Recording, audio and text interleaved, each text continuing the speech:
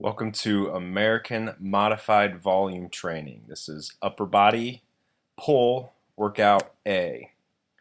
As you see, we're starting out with subscapularis pull-ups. So what you're going to do is you're going to pull straight up and then press your upper body backward on the way down. A key point is to make sure that you keep your hips pressed forward the entire time. If you allow your hips to come backward, it's not going to do the same thing. And my beautiful wife Bree is here with us. As you can see, she wasn't pushing back quite as far as I was, but her intention is to press back. So as you get used to this, you will be able to push back further. But at the beginning, if you are unable to keep your hips forward, then just a moderate pushback with the upper body will suffice.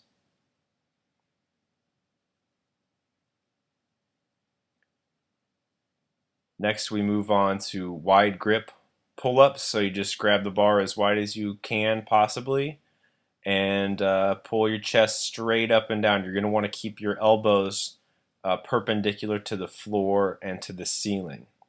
What you're going to start to notice is that we are starting from the least mechanically advantageous angle. So the subscapularis pull-up, you will have the least mechanical advantage for a pull-up. And then we move into a wide grip pull-up, which would be, in this particular succession, the second least advantageous angle. And then we will work our way in to the most advantageous angle. We're also going to do a couple of different variations, and you'll see that coming up here in a second. This one is wide neutral pull-ups. So some people aren't going to have access to this, nor will they be able to do it. So you're just going to grab a wide neutral handle and pull up. And Bree's showing a optional variation. So instead of doing the wide neutral, if you don't have access to that, just do a chin up instead. And that way you can continue to use the assisted machine. So in this particular circumstance, the chin up would be the next most advantageous angle, or the most easy one to do.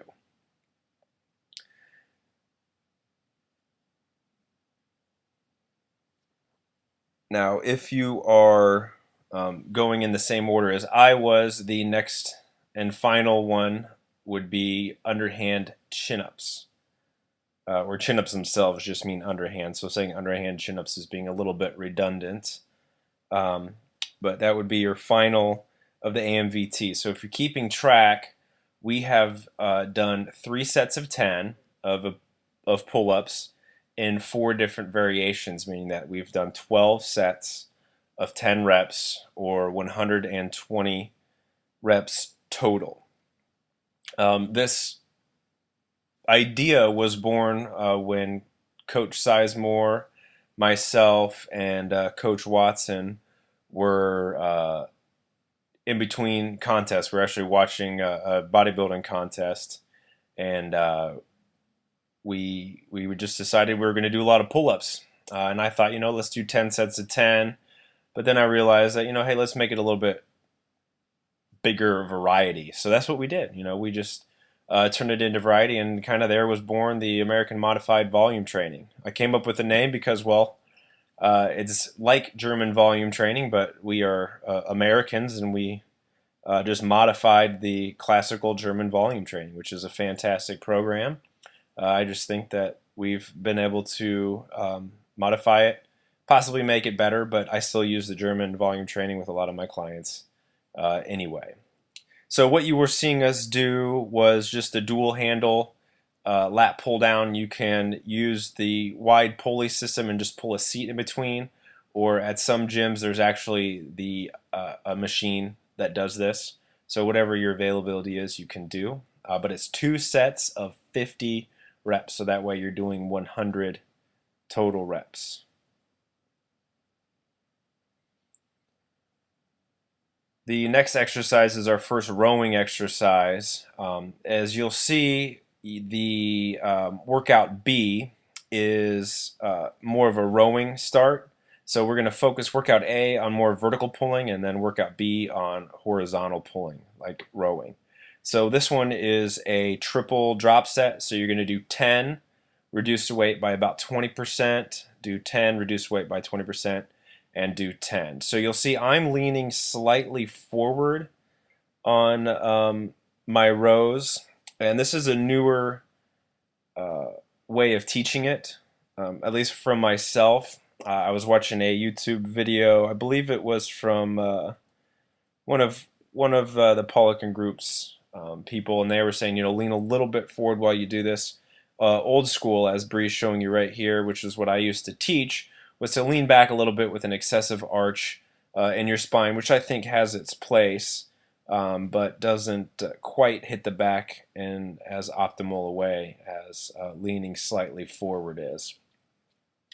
What's nuts here is actually we took the recording off from the screen so I could do this voiceover, but there's a gentleman talking to us this entire time saying how ripped up Bree's back is, which obviously it's pretty shredded up, and he was pretty floored that she is 11 weeks postpartum. So she had a baby 11 weeks ago, folks, so there's no excuse for anybody not to be in fantastic shape. She worked out through the entire pregnancy.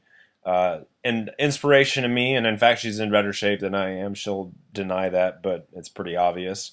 Her work ethic is just insane. So here she is finishing up her drop set.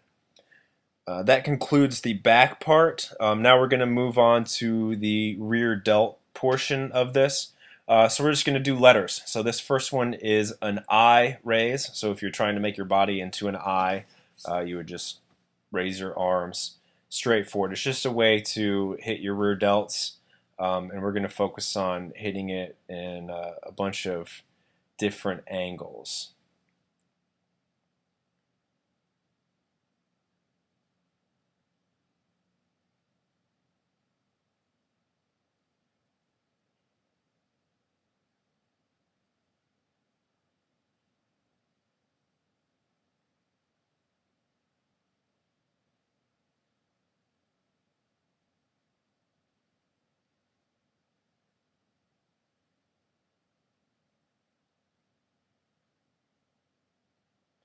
So up next is the Y raise, 3 sets of 10.